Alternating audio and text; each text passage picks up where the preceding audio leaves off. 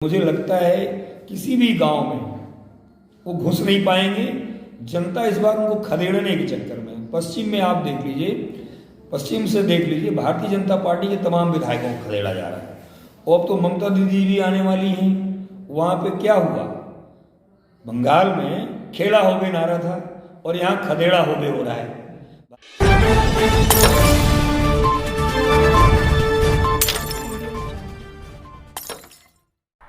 Samajwadi party के पूर्व विधायक व लम्हुआ से प्रत्याशी संतोष पांडे ने कहा, समाजवादी पार्टी सुल्तानपुर में 60% आगे निकल चुकी है। संतोष पांडे ने कहा, जनता इस बार खदेड़ने के चक्कर में है। जिस तरीके पश्चिम बंगाल में ममता बनर्जी ने कहा था खेला होबे, इस तरीके से यूपी में अब खदेड़ा होबे होगा। और क्या कहा, चलिए आपको सुनाते हैं। जी, क्या तैयारियां हैं, किस तरीके से क्या मिलेगा? जैसे आपने दिया अपने कार्यकाल में बहुत कुछ जनता को, लेकिन जनता आगे की ओर देखती है कि ये सोच रही है कि उसको आगे क्या मिलने वाला है अगले 5 साल में समाजवादी पार्टी के विधायक साहब। ऐसा है कि इस बार लम्हुआ की जनता जो, मैं गांव में जा रहा हूँ, मुझे बहुत स्नेह मिल रहा है, बहुत आशीर्वाद मिल रहा है। आज मैं 8-10 गांव में गया था। सभी जातियों धर्मों के लोग इस बार समाजवादी पार्टी को वोट कर रहे हैं। दलित समाज के लोग, पिछड़े समाज के लोग, अगली जातियों के लोग बहुत मजबूती से मेरा साथ दे रहे हैं और उन्हें मेरा कार्यकाल याद आता है। और जो मौजूदा विधायक हैं, इनके कार्यकाल को भी लोगों ने देखा है। आज जब मैं क्षेत्र में निकला तो मैंने देखा जब बीजेपी के पास कुछ बचा नहीं है तो ये प्रशासनिक अधिकारियों को लगा के और जनता को हड़का के, चमका के, जनता को डांट के, भगा के ये मेरी रैलियों को रोकने का प्रयास किया गया। पर न हम डरने वाले हैं, न हमारे साथ के हमारे समर्थक डरने वाले हैं। मेरा ये मानना है कि डर भारतीय जनता पार्टी गई है लम्हुआ में। जिस तरह से डर और बौखलाहट से उन्होंने आज काम किया, मैंने आज 10-12 मीटिंगें की, लगातार मेरे पीछे पीछे लम्हुआ पुलिस घूमती रही, यहाँ के तहसीलदार घूमते रहे। मैंने उन लोगों से कहा भी कि आपके पास कोई काम नहीं है, इस समय आप समाजवादी पार्टी के प्रत्याशी की रखवाली ही करेंगे। पर मेरा ये मानना है इस बार लम्हुआ की जनता जो समाजवादी पार्टी को जिताएगी, संतोष पांडे को जिताएगी, तो हमने इस बार लम्हुआ की जनता को आश्वासन दिया है कि हमारे क्षेत्र में नौजवानों के लिए खेलने की कोई अच्छी जगह नहीं है। इस बार लम्हुआ के तीनों ब्लॉकों में हम एक मिनी स्टेडियम तीनों ब्लॉकों में बनाना चाहते हैं। साथ ही साथ हम बालिका महाविद्यालय बनाना चाहते हैं जो पिछड़े हुए क्षेत्र हैं। और पिछड़े हुए क्षेत्र में मैं स्वास्थ्य की सुविधाएँ जो बहुत पीछे हैं उनमें भी सुधार लाना चाहता हूँ। सड़कें तो बनी हैं, हमने भी बनाई हैं, बहुत सारी सड़कें बनाई। पर इस बार मेरा ये ऐलान है जनता को कि इस बार आप हमारी मदद करिए। और इस बार उत्तर प्रदेश में अखिलेश जी की सरकार बनने जा रही है। विकास का एक ऐसा मॉडल लम्हुआ में हम बनाएंगे कि लोग वर्षों तक उसे नहीं भूलेंगे। ये हमारी इच्छा है। लखनऊ वाराणसी 4 लेन बनते समय लोगों की बड़ी उम्मीदें थी कि वह वाराणसी और लखनऊ से जुड़ेंगे, लेकिन उनकी हसरत पर पानी फिरा। लंबे समय तक इसका निर्माण कार्य चलता रहा। और मैंने जो देखा है, जब मैं विधायक था तब एक काम शुरू हुआ था। मैंने बहुत बार जो एजेंसी काम कर रही उनके बड़े अधिकारियों से भी बात की, ठेकेदारों से भी बात की और इस सरकार में भी बात की। और मैंने भारत सरकार के NHAI के GM को भी शिकायत की थी। हालांकि मेरी शिकायत का असर ये है कि जो एजेंसी यहाँ काम कर रही थी, जो कंपनी काम कर रही थी, उसको ब्लैक लिस्टेड किया गया। यहाँ पे गायत्री कंस्ट्रक्शन काम कर रही थी, उनको ब्लैक लिस्टेड कर दिया गया। और अब नई एजेंसी काम कर रही, नए लोग काम। आप देखिए, हमारे नेता अखिलेश यादव जी ने लखनऊ से आगरा तक 2 साल में बड़ा एक्सप्रेसवे बनाया था। हम लोग काम करने वाले लोग हैं और ये लोग झूठी दिलासा देने वाले लोग हैं। वाराणसी प्रधानमंत्री का क्षेत्र है और बनारस और लखनऊ को जोड़ने वाली सड़क एक तरफ राजधानी है और एक तरफ धार्मिक राजधानी है प्रधानमंत्री का क्षेत्र है, लेकिन आप लापरवाही का आलम देख लीजिए। 8 साल से सड़क नहीं बनी है।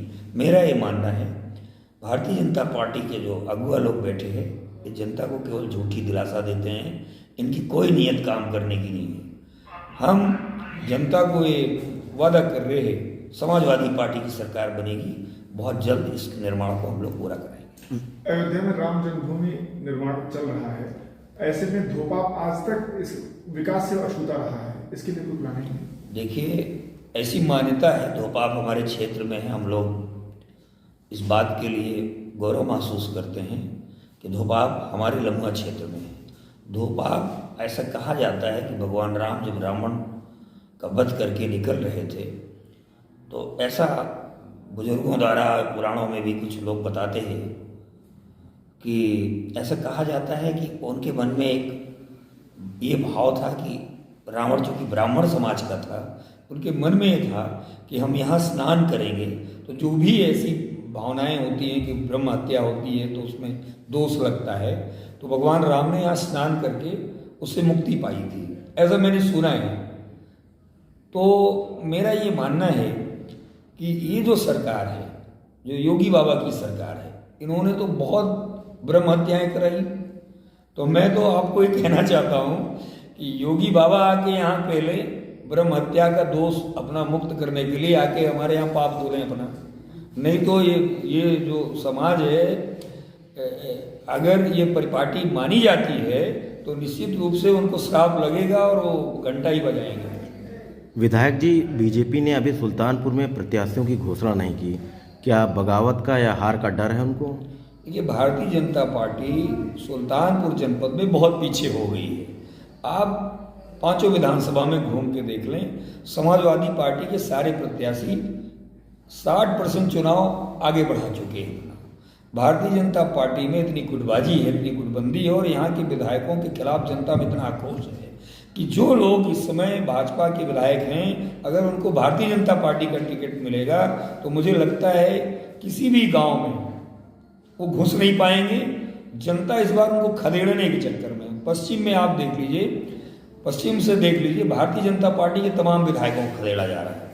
और अब तो ममता दीदी भी आने वाली हैं।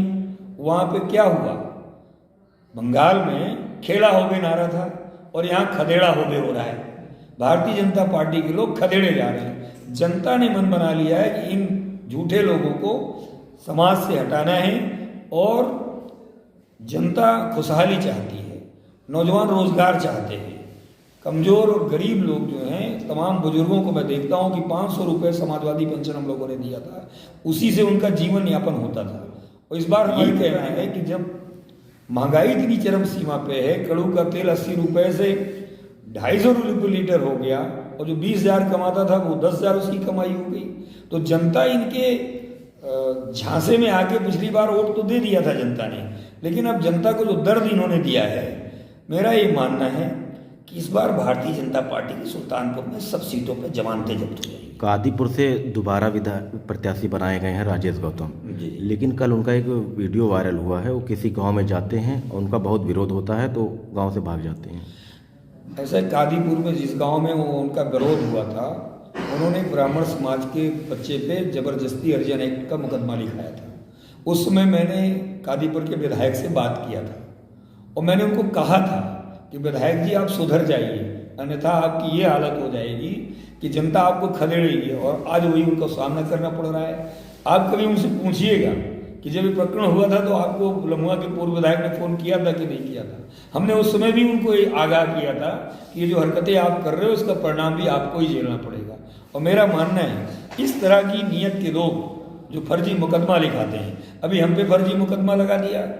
एक यहाँ का विधायक जो विद्वान विधायक माना जाता था, उसके आप भद्दे अश्लील गाने सुन लीजिए, तमाम वीडियोज वायरल हुए हैं जिसमें वो कह रहा है हमारी अटरिया पे आ जा रे समरिया, ये गाना गा रहा है। देखा देखी तनी कोई जाए रे, क्या देखना चाहते हो भाई, क्या बताना चाहते हो, क्या जनता को संदेश देना चाहते हो? आप विधायक बनते हैं विकास करने के लिए, जनता के स्वाभिमान की लड़ाई लड़ने के लिए, लोगों को न्याय दिलाने के लिए, यहाँ अटरिया चटरिया गा रहे हैं। यही जो गाना इनका है अटरिया चटरिया वाला, ये जब जनता के बीच में जाएंगे, मैं आपको बता रहा हूँ, कल मैं एक गांव में गया था, ये बैठे निषाद समाज के लोग, मैं गया वहाँ पे, लोगों ने कहा देवमणि को भगाओ यहाँ से, तो मैंने कहा मैं तो देवमणि हुई नहीं भाई। तो जब उनको बताया गया कि मैं देवमणि नहीं हूँ, तब वो जाके शांत हुए, अन्यथा वो एकदम उतारू थे कि नहीं हम यहाँ बैठने नहीं देंगे। तो आज गांव की जनता, आम जनमानस, उसको मौका मिला है, 5 साल जो उसको आपने पीड़ा दिया है, अब उसको जवाब देने का मौका मिला है। मेरा ये मानना है, मैं तो बहुत दिल से चाहता हूँ कि भारतीय जनता पार्टी अपने सारे विधायकों को रिपीट कर दे, हम लोगों की लड़ाई खत्म हो जाएगी। 2017 में भाजपा ने सिर्फ 4 सीटें जीती थी, सपा सिर्फ 1 सीट पे कामयाब हुई थी। और 2022 में क्या होगा? 2022 में हम 5 विधानसभा जीतने जा रहे हैं। 2012 में हम लोग 5 जीते भी थे। मेरा ये मानना है कि उत्तर प्रदेश में इस बार सुल्तानपुर तो इतिहास बनाएगा, विशेष रूप से लम्हुआ की जो मैं बात समझता हूँ, इस बार 1 लाख वोट के पार समाजवादी पार्टी यहाँ पाने जा रही है। विरोधियों को उसका आधा मत भी नहीं मिलेगा। मेरा ये मानना है, यहाँ तो कोई लड़ाई है ही नहीं हमारी किसी से। आज जब प्रत्याशी आप बनाने की स्थिति नहीं बना पा रहे हो, चुनाव कब लड़ोगे? हमारे यहाँ हम लोगों ने जनता चुनाव लड़ रही है। मैं देख रहा हूँ अखिलेश यादव जी का चेहरा, और लम्हुआ में संतोष पांडे का जो पिछला कार्यकाल था उसको जनता याद करके मुझे फिर से आशीर्वाद दे रही है। मेरा ये भरोसा है कि जनता के भरोसे पे हम खरे उतरेंगे। आने वाले समय में लम्हुआ को विकास के रूप में बहुत आगे